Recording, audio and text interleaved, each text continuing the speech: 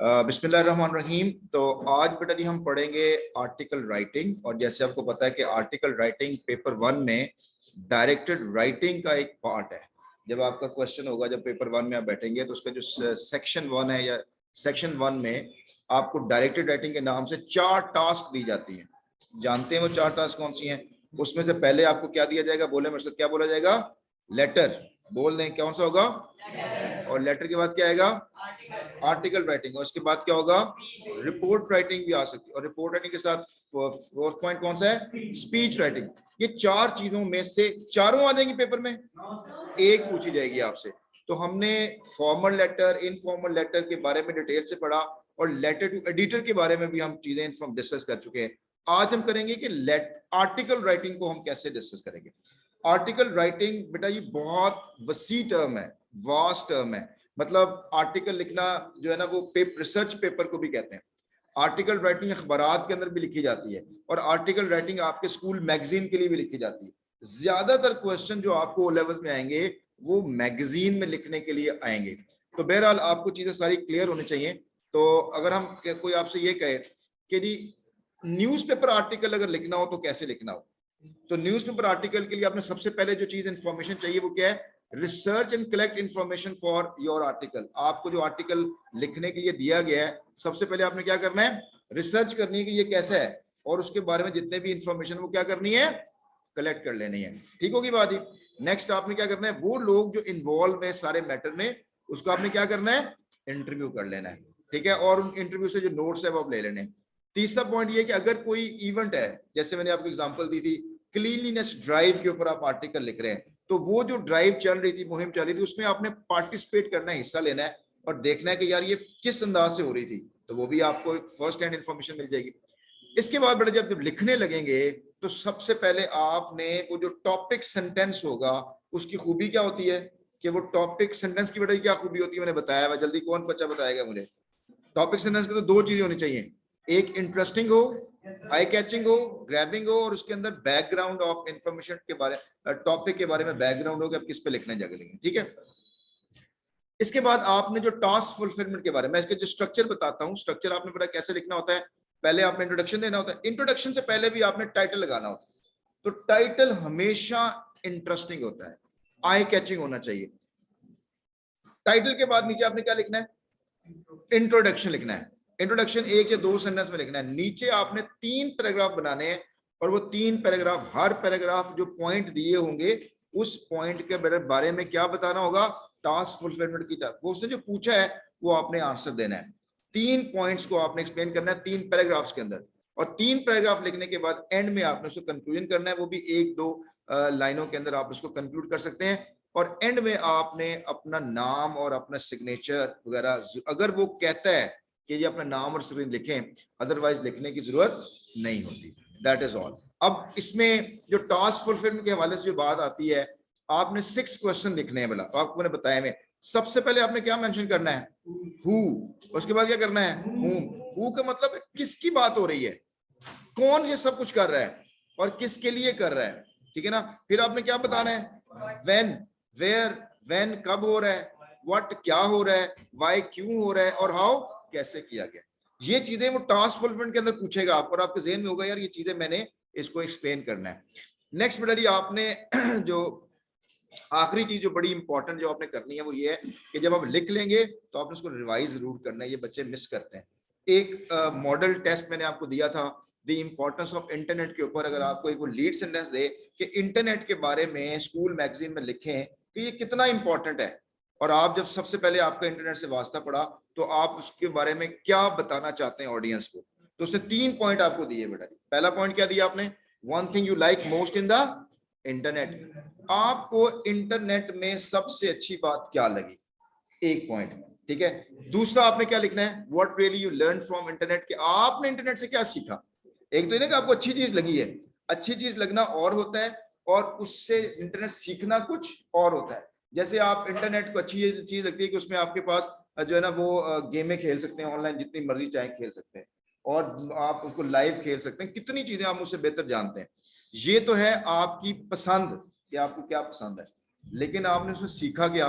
तो जब सीखने की बात करते हैं तो वो बेटा जी प्रोडक्टिव होनी चाहिए ना, कि हमने गेमें सीखी, मैंने चैटिंग सीखी, ठीक है ना, तो ये लिख सकते हैं, लेकिन ये कि आपने यूजफुल चीज क्या सीखी है वो आपने मेंशन करनी है। और तीसरा पॉइंट है, उसने पूछा है कि what are your suggestion regarding the usage of internet, क्या आपने दो स्टूडेंट को बताना है कि इंटरनेट यूज करते हुए अच्छी चीजें कौन सी करनी है, आपने ध्यान रखनी है। क्लियर होगी बात? ये 3 पॉइंट्स हैं। 3 पॉइंट्स में सबसे पहले आप क्या लगाएंगे, उसका टाइटल होगा।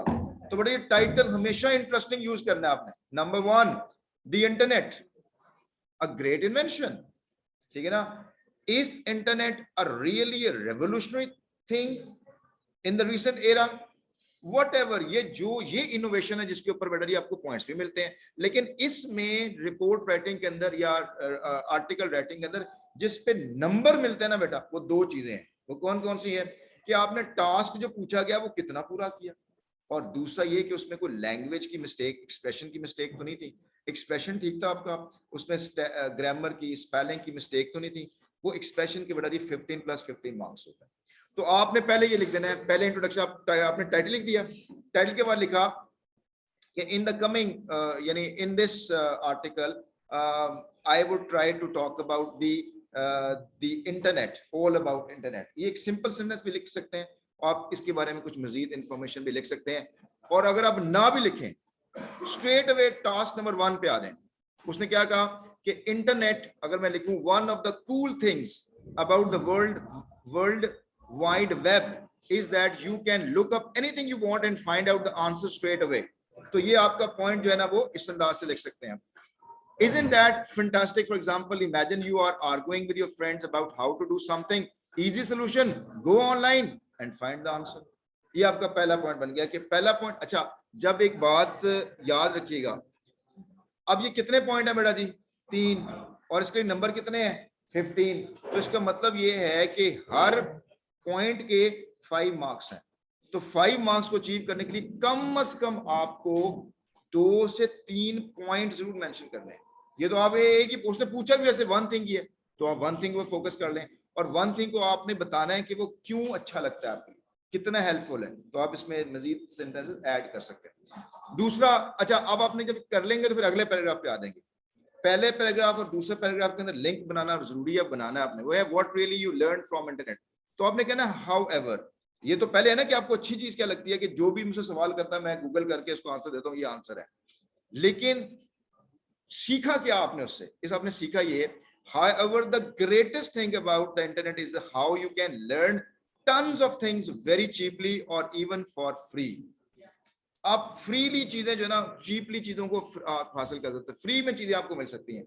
अब आपने, ये आंसर नहीं है, ये आंसर नहीं है, ये आपका पहला थिंग हो सकता है कि ये मुझे अच्छी चीज लगती है कि फ्रीली चीजें अवेलेबल होती है। अगर ये फ्रीली नहीं होती लेकिन बड़ी चीपली अवेलेबल होती हैं, वो इन्फॉर्मेशन जो कभी बड़ी मुश्किल से हासिल हो सकती थी, वो आप एक वक्त में हासिल कर सकते हैं। प्रॉब्लम ये है कि आपने सीखा क्या, आपने सीखा ये कि उसमें से जो रियली चीज आपने सीखी है, नोट्स बनाने की टेक्निक कैसे सीख ली आपने किताबें ऑलरेडी अवेलेबल थी, उनको आपने स्कैनिंग करना कैसे सीख लिया, आपने उसके ऊपर फोकस करना है। आपने ये फोकस इस पे करना है कि आपने वाकई उसके जरिए से किस अंदाज से आप इंप्रूवमेंट कर गए हैं। बस एक अच्छा, अब इसके बाद आपने ये चीजों को जो है ना, वो जो चीज सीखी आपने और वो आपके लिए कितनी बेनिफिट हुई है, वो आपने लिखनी है। क्लियर हो गया जी? आगे आपने लास्ट पॉइंट लिखना है, what are your suggestions regarding the usage of internet.